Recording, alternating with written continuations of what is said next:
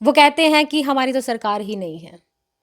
तो सरकार में होना ज़्यादा ज़रूरी है, क्या लगता है? ये मानता हूँ कि विधायक की बहुत पावर होती है, हुँ, थोड़ी नहीं होती। हुँ, और अगर वो अपनी पावर का सही इस्तेमाल करें जी, तो विधायक का बहुत बड़ा रोल रहता है जनता के बीच में उनके काम कराने का। हुँ। अब की बार वही विधायक कैसे हार गए?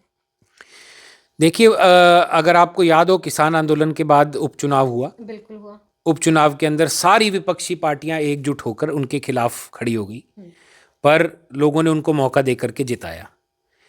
इस बार हम ये कहेंगे कि हमें ओवर कॉन्फिडेंट था, ओके। ओवर कॉन्फिडेंस था हमारा हुँ, कि अभय सिंह जी जो हैं उनकी कार्यशैली और उनकी हुँ, नेचर की वजह से वो ये चुनाव फिर से जीतेंगे और लोगों की सेवा फिर से करेंगे। हुँ, लेकिन हम ये भूल गए कि वो जो गुट था वो अपना बदला लेने के लिए फिर से एकजुट हुआ है। हुँ, और इस बार बीजेपी, कांग्रेस, जेजेपी और वहाँ के कुछ इंडिपेंडेंट रहे हुए विधायक मंत्री हुँ।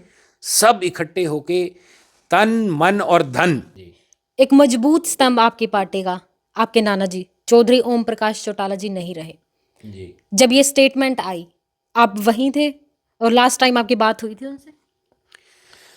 देखिए, बात तो मेरी उनसे नहीं हुई क्योंकि हम बड़े छोटे हैं उनसे और ज़्यादा इतना पारिवारिक तौर पे उनसे रेगुलर फ़ोन पे नहीं टच में रहते थे। पर ये है कि अंतिम समय में जब उन्होंने मेदांता के अंदर वो अंतिम समय में थे तो मैं उनके साथ था उस समय। नेताओं के शहर में नेता ही नजर नहीं आ रहे। चुनाव गया तो कैंडिडेट भी चले गए। खैर, उन्हें जाने दीजिए, हम तो उनके पास पहुंच सकते हैं और ऐसे ही ढूंढते ढूंढते हम एक नेता के पास पहुंचे हैं। कैसे हैं सर आप? मैं बिल्कुल ठीक हूँ, आप जैसे बताइए। ही चुनाव गया, कैंडिडेट भी चले गए, अब कोई नजर नहीं आता। कहाँ नेताओं का शहर टोहाना, अब कोई नेता नजर नहीं आता। पहली बात तो आपने कहा नेताओं का शहर टुहाना, जी, तो मैं ये कहूँगा कि मैं तो नेता हूँ ही नहीं, जी, क्योंकि मैं चुनाव लड़ा जरूर, हाँ। पर जनता ने मुझे बहुत प्यार दिया, आशीर्वाद दिया। तकरीबन मेरे पहले चुनाव में मुझे 10,000 के आसपास वोट मिली। अगर आप 10,000 वोट लेके जाते हैं तो आपको कंसीडर किया जा सकता है कि आप नेता हैं। मैं तो ये मानूंगा नेता बन के मुझे रहना ही नहीं। अच्छा। मुझे तो जनता के बीच में हम्म, 1-to-1 रिलेशन बना करके रखना है। जी, हर घर से, हर परिवार से पारिवारिक तौर पे जुड़ना है और तभी मैं ये मानूंगा कि मेरी सफलता उसी में रहेगी। जी, जहाँ तक बात आपने कही कि बहुत सारे नेता हैं और वो नेता आज के दिन नज़र नहीं आ रहे, जी। तो मैं समझ गया आपका इशारा जो हमारे विधायक बने हैं परमवीर सिंह जी, हम्म, उनके ऊपर रहा है। जी, और ये बात आपकी 100% सच है कि जब से विधानसभा की सीढ़ियाँ चढ़े हैं तब से टोहाना की सीढ़ी उतर गए हैं जी, और टोहाना में लोगों के बीच में नज़र नहीं आ रहे। पर ये उनका कोई नया तरीका नहीं है, ये उनका पुराना है। हम्म, और हैरानी तो इस बात की है कि लोग इस तरीके को बार बार मौका दे देते हैं। हम्म, तो बाकी तो आप पत्रकार साथी हो, खोजी हो, आप जी, उनको खोज के लाओ जी। कि वो कहाँ हैं। जी, विपक्ष को तो ले आए हैं हम खोज कर, उनको भी जल्द लेकर आएंगे एंड वो भी विपक्ष का ही पार्ट है। अब मतलब ऐसा कहा जाता है, उनके जितने भी वोटर्स हैं, जी। वो कहते हैं कि हमारी तो सरकार ही नहीं है। तो सरकार में होना ज़्यादा ज़रूरी है, क्या लगता है? देखिए, आपको ध्यान है 2019 से 2024 के बीच में हरियाणा में विधानसभा का चुनाव जब 19 में हुआ तो इंडियन नेशनल लोकदल पार्टी के केवल एक विधायक चुन करके आए, चौधरी अभय सिंह चौटाला जी। और विधानसभा में उनकी दहाड़ सुनने के लिए पूरी हरियाणा की जनता अपने मोबाइल फ़ोनों पे, टीवी पे देखने के लिए बैठ जाया करती थी कि आज अभय सिंह जी क्या बात कहेंगे। और एलनाबाद हलके के अंदर जा कर के अगर उनके कार्य के दौरान, उनके समय के दौरान जो 5 साल उन्होंने लोगों के लिए काम किए, एक पार्टी का अकेला विपक्ष का विधायक, जी, चाहे सड़कों की बात हो, चाहे और मूलभूत सुविधाओं की बात हो, तो मैं ये मानता हूँ कि विधायक की बहुत पावर होती है, हम्म, थोड़ी नहीं होती। और अगर वो अपनी पावर का सही इस्तेमाल करें जी, तो विधायक का बहुत बड़ा रोल रहता है जनता के बीच में उनके काम कराने का। आज कोई कहता है कि हमारी सरकार नहीं है, सरकार तो आपकी नैया तो आपके लीडर भूपेंद्र हुड्डा जी ने डुबोई, जी, तो सरकार तो आपकी आगे भी नहीं आनी। जी, इसका मतलब अगर लोगों ने आपको चुन लिया तो आप लोगों के काम करने छोड़ दोगे? जी, तो काम तो करने चाहिए उनको, लोगों के बीच में आकर के थोड़े बहुत जितने भी उनकी शक्ति है उस शक्ति को लगाएं और काम करें। आपकी पार्टी का डाउनफॉल हुआ, आप लोगों ने कंसीडर किया इस चीज को कि रीजंस क्या थे इसके पीछे? बैठक हुई आप लोगों की? देखिए मोनिका, हमारी पार्टी का डाउनफॉल नहीं हुआ, हमारी पार्टी बड़ी है पिछली बार से। अच्छा। पिछली बार हमारे एक अकेले विधायक थे और पार्टी की वोट परसेंटेज बहुत कम थी, लेस देन 1%। अब की बार वही विधायक कैसे हार गए? देखिए, अगर आपको याद हो, किसान आंदोलन के बाद उपचुनाव हुआ। बिल्कुल हुआ। उपचुनाव के अंदर सारी विपक्षी पार्टियां एकजुट होकर उनके खिलाफ खड़ी हो गई, पर लोगों ने उनको मौका देकर के जिताया। इस बार हम ये कहेंगे कि हमें ओवर कॉन्फिडेंट था, ओवर कॉन्फिडेंस था हमारा कि अभय सिंह जी जो हैं उनकी कार्यशैली और उनकी नेचर की वजह से वो ये चुनाव फिर से जीतेंगे और लोगों की सेवा फिर से करेंगे। लेकिन हम ये भूल गए कि वो जो गुट था वो अपना बदला लेने के लिए फिर से एकजुट हुआ है। और इस बार बीजेपी, कांग्रेस, जेजेपी और वहाँ के कुछ इंडिपेंडेंट रहे हुए विधायक मंत्री सब इकट्ठे होके तन मन और धन इसलिए कह रहा हूँ, सब ने जो कांग्रेस के विधायक चुन करके विधानसभा में वहाँ से पहुँचे उनको पैसा तक दिया कि सारा जोर लगा दो और अभय सिंह चौटाला जी को हरा दो। तो अगर देखिए 4-4, 5-5 पार्टियां एक आदमी के खिलाफ खड़ी होती हैं और फिर भी उनका हारने का जो कारण है वो जो मार्जिन रहा वो कोई बहुत लंबा चौड़ा नहीं रहा, उन्होंने बहुत अच्छी लड़ाई लड़ी। तो आगे फिर लोग मौका दे देंगे। इस बार लोगों को ये चीज़ समझ नहीं आ रही थी, अब वो समझ गए। आपने सोचा था कि मतलब इतना वोट बैंक आपका रहेगा या इससे ज़्यादा की उम्मीद थी आपको? देखिए, टोहाना हल्के की बात करेंगे तो Indian National Lokdal Party Tohana हल्के में बहुत ज़्यादा कमज़ोर थी। बिल्कुल। पिछली बार हमारी पार्टी से चुनाव लड़े थे राजपाल सैनी जी, मैं कहूँगा बहुत अच्छा चुनाव लड़े। और अच्छा चुनाव इसलिए लड़े, पार्टी के हालात उस समय बहुत ज़्यादा ख़राब थे। पार्टी दो फाड़ हुई, पारिवारिक फूट रही और बहुत सारे ऐसे कारण थे कि लोग इंडियन नेशनल लोकदल से उस समय जेजेपी की ओर शिफ्ट हो गए थे।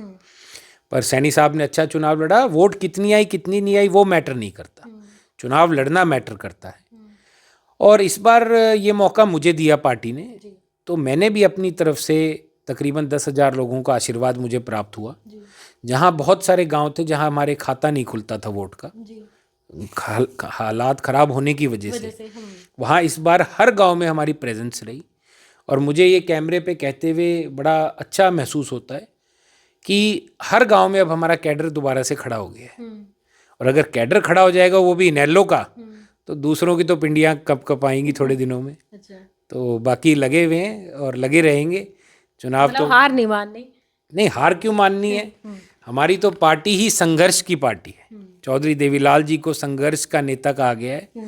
और संघर्ष पार्टी INLD एक मजबूत स्तंभ आपकी पार्टी का आपके नाना जी चौधरी ओम प्रकाश चौटाला जी नहीं रहे जी। जब ये स्टेटमेंट आई, आप वहीं थे और लास्ट टाइम आपकी बात हुई थी उनसे? देखिए, बात तो मेरी उनसे नहीं हुई क्योंकि हम बड़े छोटे हैं उनसे और ज़्यादा इतना पारिवारिक तौर पे उनसे रेगुलर फ़ोन पे नहीं टच में रहते थे। पर यह है कि अंतिम समय में जब उन्होंने मेदांता के अंदर वो अंतिम समय में थे तो मैं उनके साथ था उस समय। और मुझे इस बात का मैं ये कहूँगा कि उस घड़ी में मैं नहीं चाहता था कि मुझे ऐसी घड़ी कभी जीवन में देखनी पड़े। पर जो भी परमात्मा की मर्जी थी, वो उनका एक अंतिम समय था और उस समय पे मैं वहीं था। बाद में सारे पारिवारिक सदस्य भी आए, सब लोग पहुँचे। और पार्टी के तो देखो स्तंभ भी कहना बहुत छोटी बात है। मैं तो ये कहूँगा कि इंडियन नेशनल लोकदल और चौधरी ओम प्रकाश चौटाला जी एक ही बात है। और आज वो हमारे बीच में नहीं है और इस बात का दुख शायद जितना किसी पारिवारिक सदस्य को या मुझे हो सकता है, उतना ही दुख हर पार्टी के सच्चे कार्यकर्ता को भी रहा है। और जब उनके डेथ के बाद 12 दिन तेजाखेड़ा के अंदर चौटाला गांव में उनका जो सारी रस्म क्रिया और सारी चीज़ें रखी गई, उस दौरान जो लोगों ने उनके पास पहुंच के जो उनको श्रद्धांजलि देने का काम किया, मैं कहूँगा मैंने अपनी जीवन में ऐसा इतनी इस लार्ज स्केल पे जनता को आते हुए किसी को श्रद्धांजलि देते हुए नहीं देखा।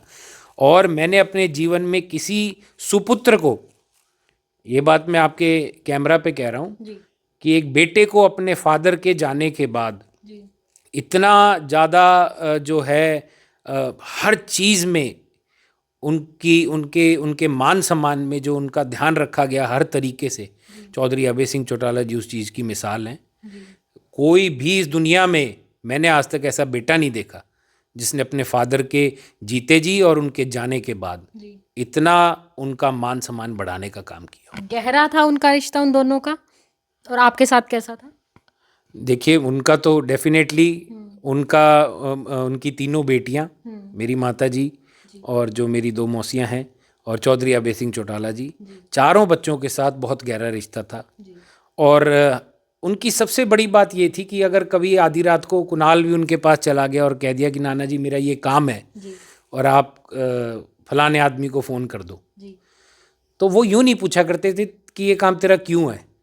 फ़ोन उठाते थे और फ़ोन मिला के उसी टाइम काम कह दिया करते और सामने वाले व्यक्ति को कहा करते मैं इसको भेज रहा हूँ, इसका काम भाई करना, इसका जायज़ काम है। और मान लीजिए किसी को उन्होंने सुबह फ़ोन किया और मुझे कहा कि तू शाम को मिल के आ जाना, तो रात को मेरे पास चौटाला साहब का फ़ोन आता था कि क्या तू उससे मिल के आया, तेरा काम हो गया। इस तरीके से फॉलो करना, और मेरे को सबसे बड़ा उनका आशीर्वाद तो ये मिला कि मैंने 2024 में विधानसभा चुनाव लड़ा, मेरे जीवन का पहला चुनाव, और मेरे चुनाव में मेरे पार्टी के सुप्रीमो और मेरे नाना चौधरी ओम प्रकाश चौटाला जी टोहाना आए। उन्होंने एक रथ के माध्यम से पूरे हलके के अंदर घूमे और लोगों को जाकर के मेरे लिए वोट मांगी। तो मेरे लिए इससे बड़ी गर्व की बात कुछ नहीं हो सकती।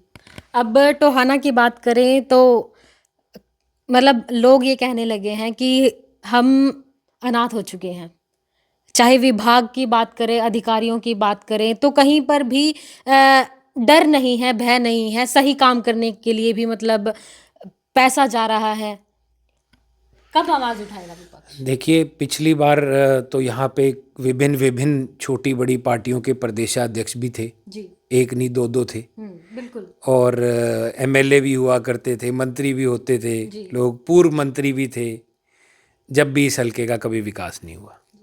आज भी इस हलके के अंदर 2 पूर्व मंत्री, एक मौजूदा राज्यसभा, एक विधायक, सब पद लेकर करके बैठे हैं, सब पेंशन खा रहे हैं, बढ़िया घर बैठे हैं आराम से।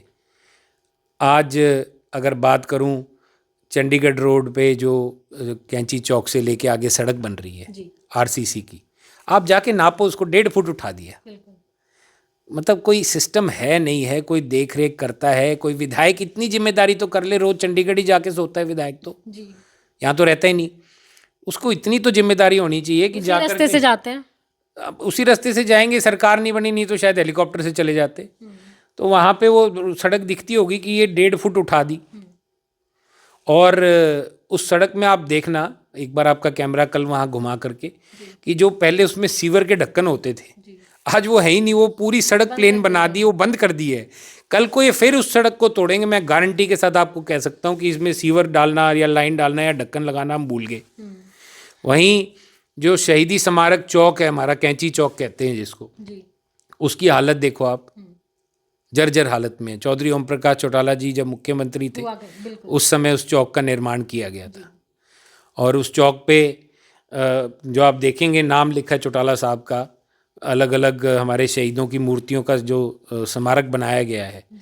और वहाँ पे कहने को तो बड़े बड़े फलाना साहब ढिमकाना साहब आते हैं यहाँ पे एमएलए बन के, और वो फुहारे लगा जाते हैं, कहीं कुछ उसकी ग्रीनरी करवा जाते हैं, कहीं रेलिंग लगवा देते हैं, पर क्या एक भी चीज़ वर्किंग कंडीशन में है? रात को आप निकलेंगे अगर वहाँ से तो उस पर लाइट तक नहीं है। सच्चाई ये है।